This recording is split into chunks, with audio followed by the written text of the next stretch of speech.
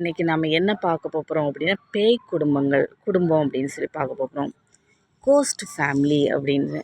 சரி, நிறைய பேர் வந்து மனுஷனாக இருந்துகிட்டே இருக்காங்க. குடும்பம் அப்படின்னு சொல்லி கதம்பம் அப்படின்னு சொல்லி நம்ம உலகம்லாம் ஊரெல்லாம் என்ன செய்வாங்க, அவங்களுக்கு என்ன செய்வாங்க, அதாவது அவங்களுக்கு முத்திரை குத்திக்கிட்டே இருப்பாங்க. ஆனால் அதே சமயத்தில் அவங்க வந்து நல்லவங்களாக என்ன செய்ய மாட்டாங்க, இருக்க மாட்டாங்க. ஒரு ஃபேமிலி, ஒரு குடும்ப வாழ்க்கையில் போய் நம்ம இருந்த பிறகு தான் அங்கே என்ன நடக்குது அப்படிங்கிறது தெரியும். வாழ்வியல் முறைகள், வாழ்க்கை முறைகள் இது எல்லாத்தையுமே மாற்றி அவங்க என்ன செய்கிறாங்க, சில குடும்பங்களில் வாழ்ந்துட்டுருக்காங்க. இந்த வாழ்ந்துட்டுருக்கக்கூடிய ஒரு இதை தான் கோஸ்ட் ஃபேமிலி, பேய் குடும்பம் அப்படின்னு சொல்லி சொல்லுவாங்க. சில பேர் பாருங்கள், அவங்களுடைய வாழ்க்கை ஒரு கன்னி கற்பு பாதுகாப்பான கலாச்சாரத்துக்காகவே என்ன செய்யாது இருக்காது.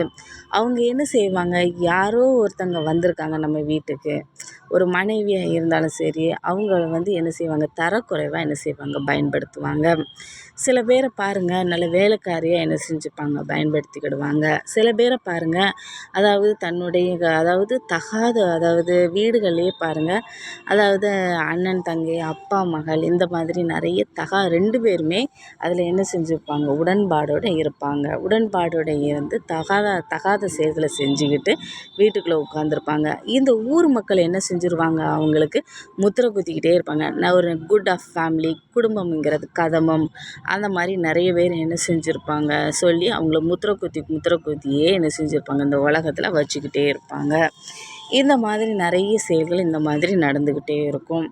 நிறைய பேர் பாருங்கள், எப்படி வாழ்வியல் முறைகள் வாழணும், நம்ம எப்படி பெர்ஃபார்மன்ஸ் பண்ணணும், நம்மளுடைய குடும்ப வாழ்க்கையில் நம்ம வந்து எந்த மாதிரி வாழ்க்கை முறைகளை வாழணும் அப்படிங்கிற எந்த ஒரு விஷயமும் தெரியாமல் மனத்துக்காக தன்னுடைய சந்தோஷத்துக்காக என்ன செஞ்சுக்கிறது அப்படின்னா அவங்க இந்த மாதிரி முறைகளை வாழ்ந்துக்கிட்டே இருக்கிறது. சில பேர் பாருங்கள், இந்த மைனியார் இவங்கெல்லாம் என்ன செஞ்சுருப்பாங்க, அந்த வந்திருக்க கட்டின மனைவி என்ன செய்வாங்க, அடிக்கிறதுக்கு என்ன தூண்டுதலாக அமைஞ்சிருப்பாங்க.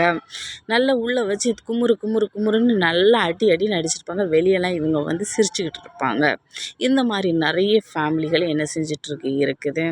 அப்போ எந்த மாதிரி வாழணும், எந்த மாதிரி இருக்கணும், எந்த மாதிரி நடக்கணும், நம்மளுடைய வீட்டுக்கு வந்தவங்கக்கிட்ட நம்ம எந்த மாதிரி நடந்துக்கணும், அவங்க இன்னொருத்தங்க நாம் வந்து இன்னுமே இங்கே வந்து நம்ம என்ன செய்யக்கூடாது, நம்ம அவங்கள வந்து ரொம்ப கஷ்டப்படுத்தக்கூடாது. இன்னொரு வீட்டில் உள்ள ஒரு பெண்ணு அப்படிங்கிறது ஒரு முறையை பயன்படுத்தவே மாட்டாங்க. இவங்கெல்லாம் என்ன குடும்பம் அப்படின்னா கோஸ்ட் ஃபேமிலி அப்படின்னு பேய் குடும்பம்னு சொல்லுவாங்களே, அந்த மாதிரி ஒரு ஃபேமிலி.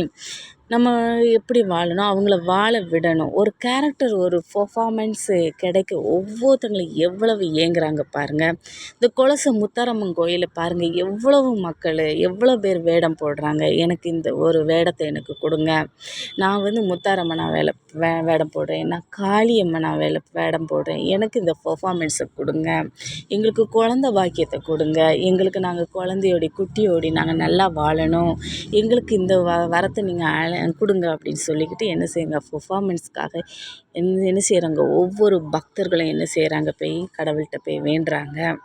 ஆனால் நிறைய பேருக்கு நிறைய பெர்ஃபார்மன்ஸ் கொடுக்குறாங்க. ஆனால் அதை சரியான முறையில் அவங்க நல்ல ஒரு பெர்ஃபார்மன்ஸ், நல்ல ஒரு கேரக்டர், நல்ல ஒரு ரோலு, இது எல்லாமே பண்ண மாட்டுக்காங்க.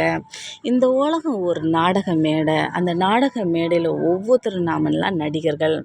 நம்ம வந்து சினிமாவில் பார்க்கக்கூடிய நடிகர்கள் இல்லை, நாமெல்லாம் வந்து ஒவ்வொரு வேடம், ஒவ்வொரு உயிர் சம்பந்தமான ஒரு விஷயம். ஒரு வேடத்தில், ஒரு பெர்ஃபார்மன்ஸில் நம்ம தவறு பண்ணிட்டோம் அப்படின்னா நம்மளுக்கு அழிவுங்கிற உறவுகளை உருமாறி நம்ம வாழும் பொழுது நம்ம வந்து தவறாகவே நம்ம என்ன செஞ்சுருவோம், ஆகிருவோம். அதனால் ஒவ்வொருவரும் அவங்களுக்கு கொடுத்த பெர்ஃபார்மன்ஸை எப்படி ரோல் பண்ணணும், எப்படி பெர்ஃபார்மன்ஸ் பண்ணணும், நம்மளை நம்பி வந்திருக்காங்க, நம்ம அந்த பெர்ஃபார்மன்ஸை எந்த மாதிரி ரோல் பண்ணுனா நம்மளுக்கு எப்படி நல்ல ஒரு நன்மை கிடைக்கும் அப்படிங்கிற மாதிரி நாம் என்ன கொண்டு வரணும். இல்லை, நான் வந்து இப்படி தான் ரோல் பண்ணுவேன், இதுதான் எங்கள் ரோலு அப்படின்னு அப்படின்னு பண்ணுறது குடும்ப பெர்ஃபார்மன்ஸ் கிடையாது. அது வந்து கோஸ்ட் ஃபேமிலி, அதாவது பேய் குடும்பம்னு சொல்லுவாங்களே, பூத பூதகணங்களில் ஒரு கேரக்டர். அவங்களுக்கு ஒரு 6 அடி 6 சென்ட் நிலத்தையும் கொடுத்து அவங்க அந்த கோஸ்ட் ஃபேமிலிகள் அதில் இருக்கிறதுக்கு ஒப்பாகும். அவங்க வந்து நல்லா வாழ்கிறாங்கன்னு சொல்லி 4 பேர் பீத்துனாங்க அப்படின்னா அவங்க வந்து என்ன செய்கிறது, பீத்துறதுல எந்த ஒரு அர்த்தமும் இல்லை. காரணம் என்ன அப்படின்னா, அவங்க உள்ளே போய் விசாரிக்கும் பொழுது அவங்க ரொம்ப சீப்பான கேரக்டர், ஒரு குணங்கள் மனங்கள் எல்லா விஷயத்துலும் ரொம்ப சீப்பாக நடக்கிறாங்க அப்படின்னா அவங்க வாழ்கிறதுல எந்த ஒரு அர்த்தமும் இல்லை. அவங்க வந்து பூதகணங்கள், பேய்கள் சொன்னேனே, இந்த மாதிரி எறும்பு, இந்த மாதிரி எறும்பு கூட ஓரளவு பரவாயில்ல. அதே சமயத்தில் ரொம்ப பேய்கள், அதாவது ரொம்ப ஆக்ரோஷ நிலையில் வித்தியாசமாக பேய்கள் தெரியும்னு சொல்லுவாங்களே, அந்த பேய்களை தான் இந்த மாதிரி ஃபேமிலிஸு.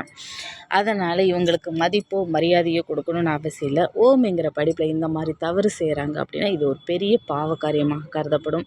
பேய்களாக என்ன செய்வாங்க, உருவாக்கப்படுவாங்க. சரி விவஸ், இன்னைக்கு பேய் அதாவது நம்மளுடைய கோஸ்ட் ஃபேமிலியை பற்றி பார்த்தோம். இன்னொரு வீடியோவில் உங்களிடமிருந்து சந்திக்கும் வரை உங்களிடமிருந்து விடைபெறுவது எழிலரசி. நன்றி, வணக்கம்.